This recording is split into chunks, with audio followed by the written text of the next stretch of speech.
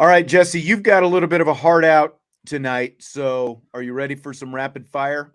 I am ready for some rapid fire. Yeah, I got to be able to get in to the gym, get warmed up. Big game tonight. Game 3 of the season in the YMCA basketball league. All right. All right. What's the record so far? We are 1-1, but in the first game, we basically were the guinea pig because we played a team that wasn't supposed to be in our division, and so we got kind of thumped by a team that was better than the division that we were playing in. So I say we throw that game out. We're a solid 1-0. I'm averaging like 5 a game, 5 points, 5 assists, 5 rebounds, and five All hard right. fouls. So Nothing. Five hard fouls. All right. Going for the Draymond Green of the yeah, Cleveland that's who Y I'm League, modeling huh? my game around in the Cleveland YMCA league. Okay. All right. Sounds good. Well, how about this one? Which Alabama departure impacts Notre Dame more? Tommy Rees or Tyler Buchner? I'm gonna go with Tyler Buchner because offenses in college game are very ever changing. You're going to see you're going to see a lot of offensive coordinators kind of on the move. It's the it's the natural process of college football, in my opinion. And I think that Tyler Buchner was more important because of what he provided. At a depth level, we saw what happened last year when the starting quarterback went out. I'm not saying that's going to happen to Sam Hartman. Knock on wood. I hope it doesn't happen. But I would feel a lot better with Tyler Buchner here if something like that did happen. And even more so, I think that, Tyler Buchner was going to see the field at times too. I was very excited to see, what kind of personnel packages he would be in for. I think, inside the 30, he definitely could be effective with his legs. And seeing him as, a developed thrower from the start of last season to the end of the bowl game, he made strides in that as well. So I think he was going to be a real dual threat at quarterback and really apply pressure, to defenses within the red zone. So I think that schematically he was going to be a great chess piece.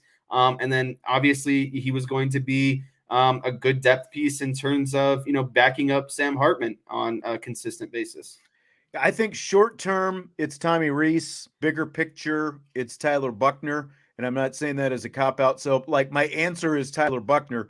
Short term, because of some of the issues that you were talking about earlier, you do have a new offensive coordinator, Jared Parker, a relatively inexperienced offensive coordinator. But at the same time, Tommy Rees was less experienced than Jared Parker when he actually took over as offensive coordinator a few years ago. So, again, I think you've now got a guy who shares the head coach's vision a little bit more. And then you also bring in Gino Gaduli, who is just the quarterback's coach. And so between those two guys, when you look at recruiting, I think that Notre Dame is potentially going to be in a better place, like with the vision of what they want at the quarterback and their ability to recruit at a higher level at the quarterback position, something that has really, let's be honest, when you're talking about becoming an elite program, one of the things that Notre Dame needed to improve to actually be able to compete, be more competitive in those college football playoff games when they get there. So I think that Notre Dame is going to be in a better place for that. It's like the short term with the Reese departure is just, again, what exactly the offense is going to look like. But I think that ultimately is going to be okay. For Tyler Buchner, I mean, there's a bigger impact because of next year, right? Like they were planning on him being the quarterback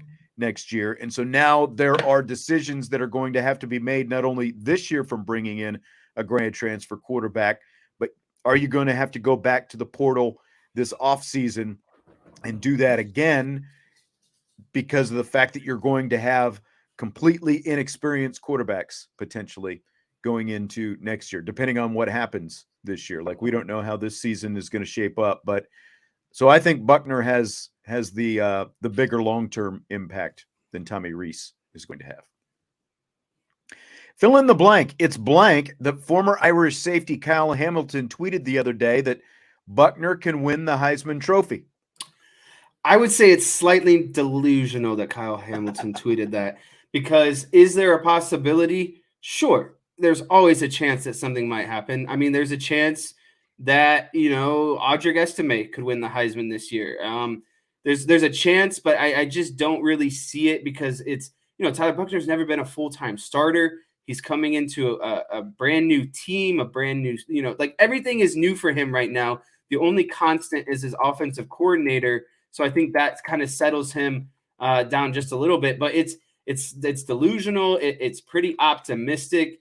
But yeah, it's just, he hasn't proven that he's going to be an elite quarterback. Like Sam Hartman definitely has a higher chance than someone like Tyler Buchner does at this moment. So I guess I'm just a little bit confused, like kind of where that came from, to be honest, because it's like, of all things, that's kind of what you say, overall about the situation. And sure, like, does he have the potential to be great? Yeah. And has he shown kind of flashes here and there? Sure. But he has to be much more consistent against an elevated, overall play. Like the SEC is no joke. He's going to be against, faster defenses. He's going to have better athletes himself, but it's just overall going to be tougher for him. And it's in a very short span of time. Yeah. I mean, there's a lot of things that could happen. I could win the lottery, like I could invent a better mousetrap. There's like, let's go down the list. I mean, saying he could win the Heisman Trophy is kind of like, when you hear reporters say, well, he could be named the head coach as soon as tomorrow. It's like theoretically they all could happen, but it just doesn't mean that it will. Like just by going to Alabama, I guess you could say that Tyler Buchner has a better chance of winning a Heisman than he did at Notre Dame, because like everyone who goes to Alabama has better odds to win the Heisman. Like go to Alabama or play quarterback for Lincoln Riley. You've got a better chance to win the Heisman Trophy right away, because Saban has 4, I think, in his time there at Alabama, and Lincoln Riley has 3 Heisman winners after Caleb Williams last year. So, it's like it's saying something, but it's not really saying something. Yeah, the guy's got a lot of talent, but every quarterback who's playing at this level has a lot of talent. You still got to go out and show that you can actually do it. So I completely agree with you. Like I would, like if I were betting right now, who's got the better chance to ever win a Heisman? Sam Hartman in his 1 year at Notre Dame, or Tyler Buchner in his potentially 3 years at Alabama? I would still shift the chips over to Hartman right now, just because Hartman has shown that he can actually play the position. Nothing against Tyler Buchner, but the guy still played 1 full season of organized football in the last 5 years, and he's got a lot to show that he can do it at this level, because he had some opportunities last year. He had a nice Gator Bowl, but that is the sum total of his work right now. So it's a pretty big stretch to go from that to saying, yeah, he could win the Heisman. A lot of talent. Got to show you can do it. Let's shift back to some NFL. Which of the quarterbacks drafted over the weekend intrigues you the most? So I think that CJ Stroud is in the best situation. I like what he has in the Texans. I think the Texans did great of getting their quarterback, and then also getting, probably the top defensive player in the draft as well. But overall, the one that intrigues me the most is Anthony Richardson with the Indianapolis Colts, and where he was selected, and then being so high on him, because I don't think that he's ready right now, but he's definitely got the tools and the ceiling to go there. And then you pair that with kind of, their new head coach and his overall thinking of, his time in Philadelphia. So it fits kind of what he's looking for. I think it's a good landing spot for Anthony Richardson to give him the best possible, situation of succeeding in the NFL. So I'm just most intrigued to see how that goes, because the Colts haven't gotten it right at quarterback ever since Andrew Luck prematurely retired. So just, new quarterback, new, head coach with an offensive background, thought philosophy. Just interested to see, how all of that kind of pans out and works together. Richardson, to me, Anthony Richardson in Indianapolis is the most intriguing. Like I'm not putting a whole lot. I think CJ Stroud will ultimately be okay down there in Houston. I'm not putting a whole lot on this season. I'm not putting a whole lot on this season for Anthony Richardson either. I don't even know if he'll play this year. I mean, they brought in Gardner Minshew because he's got the familiarity with Shane Steichen. But, like you texted me, like after the Colts picked him, like, what are they doing? What are they doing? And they rolled the dice big on, going all in on a talented guy who has a sum total of 24 touchdowns, 15 interceptions, and completed just 54% of his passes in college. He's a great athlete, but he obviously, Steichen, the Colts' new head coach, feels like coming off that Jalen Hurts experience, like that he can replicate that with this guy, Rich. I'm more like seeing some of the stuff on the NFL Network. Like I don't know if you saw the stuff that he did with Steve Mariucci, some of the chalkboard type stuff. Like the guy is really sharp, and there's a lot of talent, but it seems like teams have gone all in on this kind of quarterback based on Josh Allen and what the Bills were able to get out of him or have been able to get out of him. And like you look at the fact that Josh Allen has improved his completion percentage from college to the NFL. That doesn't happen a lot. Like we talk about outliers. He's an outlier in that form. So it's a really talented athlete, but I'm really intrigued to see if Steichen can actually turn him into a fully capable and productive NFL quarterback. Yeah, and same, and that it's just how are those things going to marry together is just very intriguing going down the road, and it's just like the Colts are kind of in a complete rehaul, I guess you would say. Yep. But I mean, they also have Jonathan Taylor too, so it's like they can, in Richardson's development, they can still sort of rely on that run game as assuming that their offensive line can hold up like they did a few seasons ago. Yeah, exactly. They've got Jonathan Taylor. I mean, there's a lot there. That's for sure. Fill in the blank. Aaron Rodgers is now a New York Jet. But the fact that the Packers have had more than 30 consecutive years of Brett Favre and Aaron Rodgers at quarterback is blank. It is like finding a pot of gold at the end of the rainbow because no sports franchise is that fortunate to have, we're talking any professional sports team really, to have the premier, athlete of a team. The quarterback is the most important position. At a basketball team, there are more positions that are more important than the other. But to have the guys, for 30 straight consecutive years, not having to worry about, your quarterback, and two guys are going to go to the Hall of Fame, and, just it going down the list, it's just like no one has been that fortunate, I don't think, in sports history of just having that consistent play at the position that matters the most. Yeah, I mean, the closest thing to that is the 49ers going from Joe Montana, to Steve Young. But even that was a much shorter period of time. I mean, you're talking about at the like around 20 years total, something like that, because Young was a little bit older by the time he finally got to take over at quarterback. And an Irish Chi-Town, of course, is a Chicago fan, and he says it's unfair, but it's completely unprecedented. Like, think of the fact that the Kansas City Chiefs, it took them close to 50 years to get from Len Dawson to Patrick Mahomes, and all the ups and downs that they had at quarterback in between. And like Dan Marino retired, the Miami Dolphins, like it's been 2 decades at this point, so something like that, since Dan Marino retired, and the Dolphins are still trying to figure out the quarterback position. And you can go on and on and on.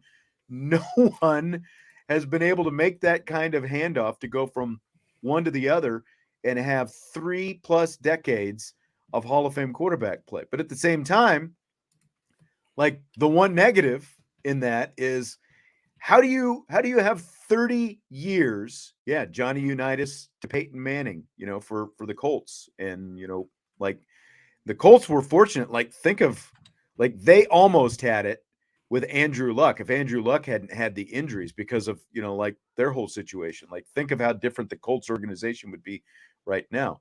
But the one negative with the Packers is how do you only win 2 Super Bowls in 30 years with those 2 guys as your quarterbacks? Like you had great quarterback play for 30 years, both of them Hall of Fame. You only won 2 Super Bowls out of the whole deal. So I don't think you're going to find too many Bears fans crying about that, though. Major League Baseball, sticking on football. Major League Baseball did a draft lottery this year, like the NBA has been doing for years, trying to cut down on tanking.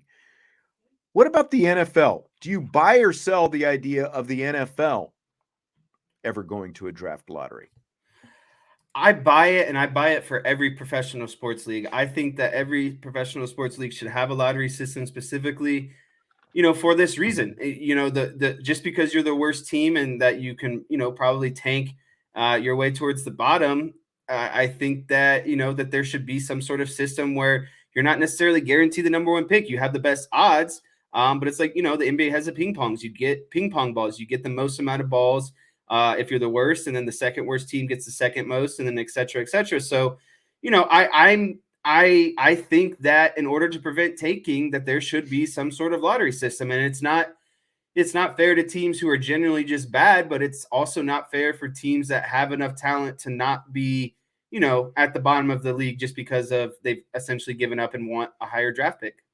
Yeah, I mean, if you had a lottery this year, if there was a lottery in place, it would have changed this year's draft potentially quite a bit, because even though Lovie Smith did, the reverse tanking with, on the last day of the season by beating the Colts, that move automatically gave the Bears the number one pick. And of course, the Bears traded the pick to the Panthers. If there's a lottery in place, the Texans still could have had the number one pick, or the Cardinals, or, the Lions, or whoever would have been, however, many teams they wanted to throw in that mix for a lottery. So, like in that case, like with, again, like you go back to that Houston Colts game on the last day of the season, how those teams play that game, it changes quite a bit, and it changes for a lot of different teams as well. So, like, I've always thought if you're the worst team, you should get it. But, like the NFL is so different from those other sports, it seems like, because I don't think you've had teams truly tank from start to finish like you've seen, like when the 76ers were going through the process, and the Chicago Cubs tanking for multiple years when they were building it up prior to 2016. Like the NFL, you've never really seen teams do that. So I don't know if I'm completely sold on it, but at the same time, I do think that at the very least, it does help discourage some of that gamesmanship that you get at the end of the season, where you can just say, hey, we're going to play all our reserves out there today, whatever it happens to be. I wanted to sneak in a quick question for you real quick, if you don't mind. Okay. I was going to throw one in on you as well. What kind of, Whoa. we got a few more minutes here. I was going to throw an extra one in on you, but you go ahead first. I feel like, we're nearing the end of the college baseball season. I want to know how confident you are with 10 games remaining that Notre Dame can find itself back in the NCAA tournament this season. You know what? They've started to turn a corner, and they're third in their ACC division, and they have a big series with Boston College at the end. I think that's ultimately going to be the biggest, I think, aspect of this season, is that last series with Boston College. Yeah, and I mean, their turnaround kind of started with that series win over Louisville, their first ever home series win, but then they lose 2 out of 3 to North Carolina. After that, they've still dropped some series, Swept, but Virginia. the Virginia sweep seems to be where it really kickstarted, and then taking 2 out of 3 from Lincoln and Florida State. I'm starting to buy in on them. They're in the ACC, so they're in a good conference. Obviously, they're 8 games over 500 right now. They're a couple games over 500. I'm buying in. They're not going to get any strength of schedule help when they play Akron coming up in Northwestern. And then their Bowling Green game today got canceled. Yeah. So I mean, they're in a position where they really need to string these wins together, like the end of this schedule here. Take 2 or 3 from NC State, sweep Akron, and take 2 or 3 from Boston College. Yeah, exactly. And then you're going to have to win probably a couple games at the ACC tournament. I think they've got a really good shot. And I'm actually working on a baseball guest for this week, so fingers crossed. We'll see if it happens. But how about Brock Coatsy, though, hitting a home run with a broken hand? I know. That's insane to me. I saw that the other day, and I was like, wow. Or then, you get I can't remember the guy, left-handed, I think he plays first base, who's just been he had 2 home runs in a game, and then he had a grand slam in the game before that. It's just the offensive production has been kind of off the charts recently.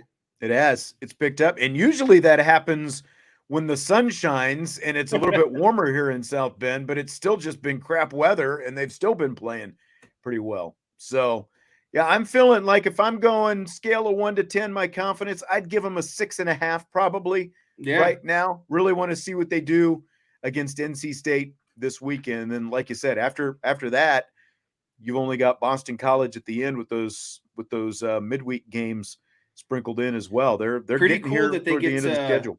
They get to play Northwestern in Wrigley, and then they get to play Boston College in Fenway in the same week. That's like every kid's dream, I feel like. Yeah, exactly. That would be very cool. Couple bookends there. Fenway and Wrigley for sure. Did you watch the Celtics 76ers last night by any chance? I did. I was in and out until about the fourth quarter, and then I watched all of the fourth quarter. Did you get the Kevin Harlan Maxey stole the ball call? Did you hear that? Yes, I did. I thought that was do you know the reference on that? That's what stood out to me was, Johnny Most, the legendary late great Boston Celtics announcer. He had the iconic Havlicek stole the ball. It was in the 1960s in the playoffs. It was Celtics against the 76ers. And so Harlan goes, Maxey stole the ball last night. Never would have got the reference, but I'm glad someone did. Yes. There was that was the turning point of that game as well. Yeah. That was the turning point of that game. It was. And then, years later, there's a steal by Bird was another Johnny Most call in the Garden against Isaiah Thomas. I think the Garden had its worst 24 hours in a very long time, with Boston losing in the NHL in 7 to Panthers, and then turning around the next night and getting upset by the Sixers in game 1. It was not a good 24 hours for the TD Garden. Yeah. Chi-Town said that you make him feel old, and that's usually, but you're like an encyclopedia. You don't forget things, so it's really unfair. Yeah. Well, and one of my, I had a group of 4 guys back in my Army days who were all from the Boston area, and so like I used to hear, the especially, that was in the 80s when Bird was in his heyday. And so I had to hear about the freaking Celtics all the time and all the stories about them. Good times. Last question for tonight. Fill in the blank. It's blank that Vince Vaughn is making a Dodgeball sequel 20 years after the original. It's long overdue. And I think that it either goes one or two ways. Most like sequels do. Either why did we do this, or why did they do this? Why are they, tainting the legacy of the original? Or, what took so long to make 2 because 1 was so great and 2 is, potentially even better. So I'm curious to see where it goes, but I think it's long overdue. And at the end of the day, what could really go wrong? Like it's dodgeball, right? And so I'm sure it'll be great. And if Vince Vaughn is leading the charge, I'm sure it'll be, as funny as the first one. That run for Vince Vaughn back in the early 2000s, he went old school, dodgeball, Wedding Crashers, and then he had the cameo in Anchorman as well mixed in. Like that version of Vince Vaughn, like that, and like going back to Swingers in the mid 90s, Double Down Trent from Swingers, like that is vintage Vince Vaughn, like the fast talking, spitting the game and all that kind of stuff. And I'm really curious to see what they do with this as well, especially 20 years down the line, like how they spin this. Because like really, you think about it, other than Vince Vaughn and Ben Stiller, like pretty much everyone in that movie, like I would think that they, can like make some time, to reprise their roles in this little sequel. But sequels 20 years later, like that, it's I don't tough. know. It's I don't know. overdue. Like, you never know. Do you remember by any chance seeing it for the first time? Do you? Yeah, we were in a movie theater in Kansas. No, With, we were here in town. but I thought You're my close. grandpa was there. He was, but we were at the Dollar Theater here in town, and I still remember when Patches O'Houlihan throws the wrench, and he's, if you can dodge a wrench, you can dodge a ball. And I think he hits Justin Long in the face with it. You and your grandpa, my dad, were about rolling because you would have been like what, 7 or 8 probably at Yeah, that point. real You young. two practically hit the floor rolling in the movie theater when that happened. It was a great scene. It was a family moment. The first dodgeball. Yeah, I'm really curious to see where he goes with this. I hope that it even comes close. Like the fact that they're doing, because like they've also talked about, like a Wedding Crashers sequel and like Old School and, all those different things. I don't know where you go with it 20 years later, but I hope they have Jason Bateman back in it too. What was his name? Pepper. Oh yeah, The TV announcer. Mm-hmm. All right. Well, yeah, and there's that one too. Vince Vaughn, you just summed up your entire sorry career in one sentence. Tyler, miscounted passion, Bengi. All right, Jess, good luck in your basketball game tonight. Don't foul out. No technical fouls. Don't be Try the my true. hardest. Don't be the true Draymond. All right, we appreciate you guys for joining us and gals for joining us tonight. As always, hit the like button on your way out, and of course, subscribe, rate, and review on your podcast channels. Leave us a 5-star review. We appreciate you, and we will talk to you tomorrow on IB Nation Sports Talk.